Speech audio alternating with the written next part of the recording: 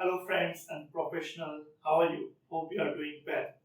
So, today we are discussing the 12 principles of the PMBOK version 7, and very specifically, today we are discussing about the 8th principle, that is about the quality.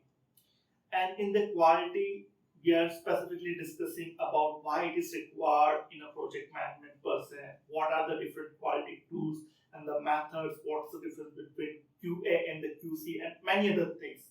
So, are you ready? Let's begin.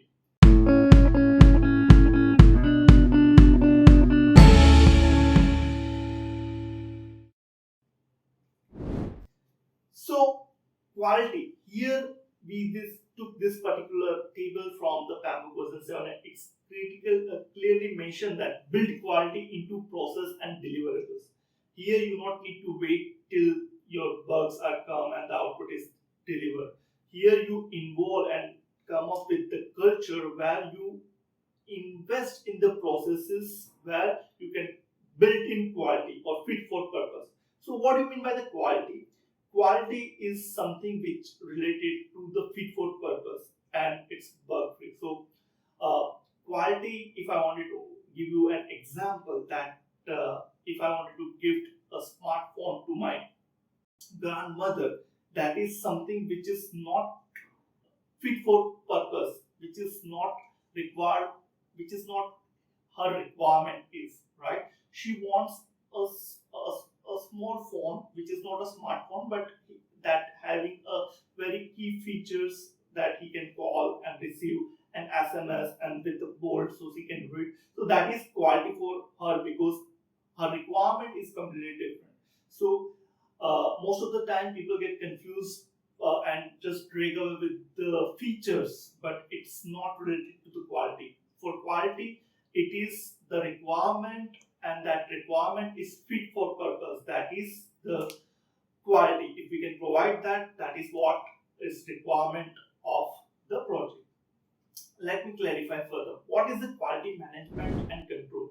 So first needs to understand quality is fitness for purpose and the degree of conformance of the output or a process for the process itself to the requirement.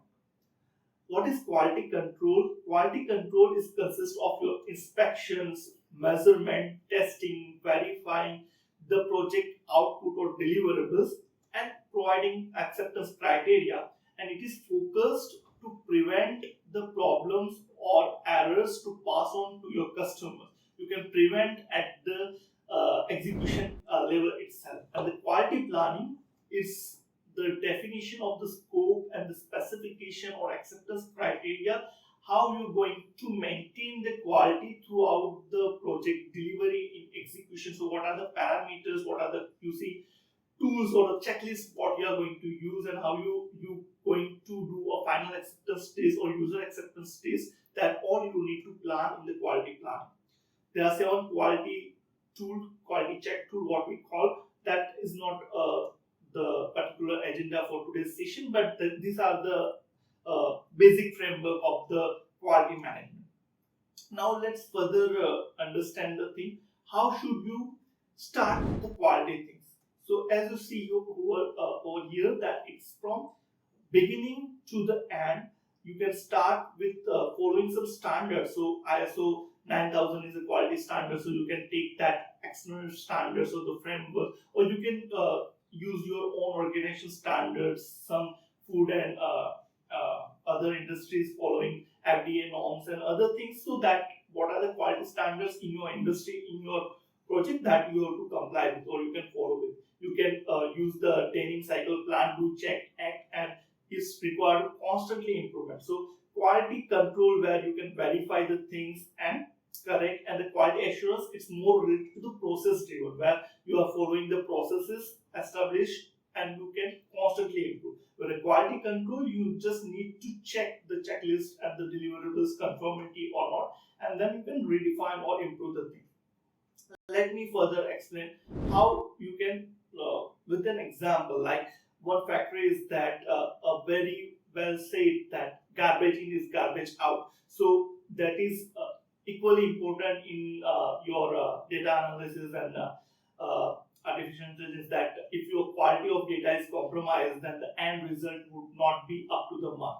So you make sure that the data quality. So it's a vice versa. Means if your input, let's say you are manufacturing a fruit juice, in the fruit juice manufacturing, if you take the raw material with bad, good quality of fruits you cook, and then you can process them and preparing a fruit juice, then there might be chances that you can mash up the processes, you do all processes in a wrong way, and after the end you can come up with the fruit juice which is not up to the good quality.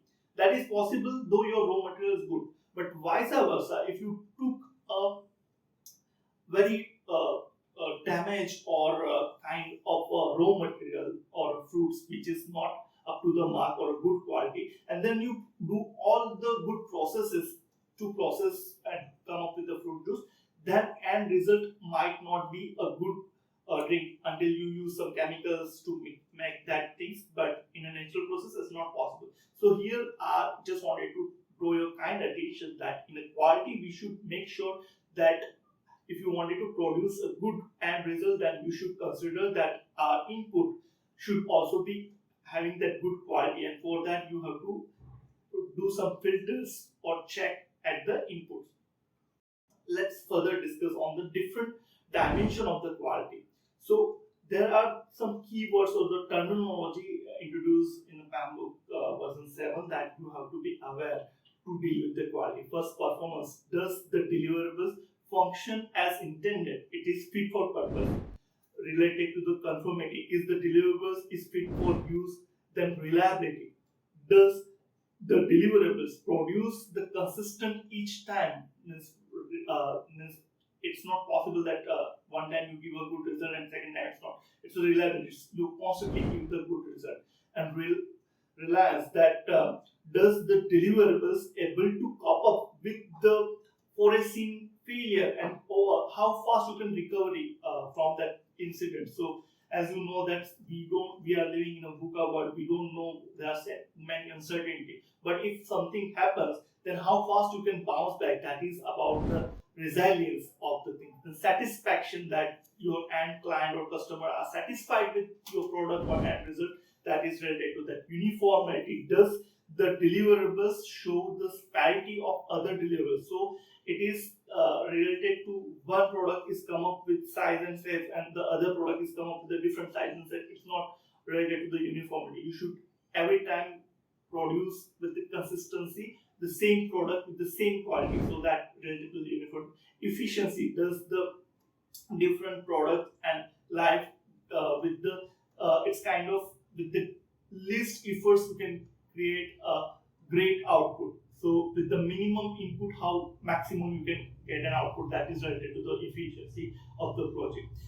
In a PMBOK, if you go with the benefits of using the quality principles, these are the benefits. So your project delivers that fit for purpose, the project that delivers that meets the stakeholders' expectations, so there is no communication gap, and the project delivers with the minimum or no defect. Here, the focus that we can build in quality, so there is no kind of back and forth. So we don't need to wait till the products comes to the market and the customers come with the complaint. So we can improve that or detect and minimal errors. Then timely and expedite delivery, that is also related to the quality, and reduce the rework or the scrap, that is the output or advantage of coming up with the good quality product. And continuous improvement, that is the benefit of using this quality principles. So this is about the quality principles. I hope you had enjoyed and learned from that. For any suggestion or a feedback, you can write in the comment section, and stay tuned for more other updates on the project management and the principles. Thank you very much.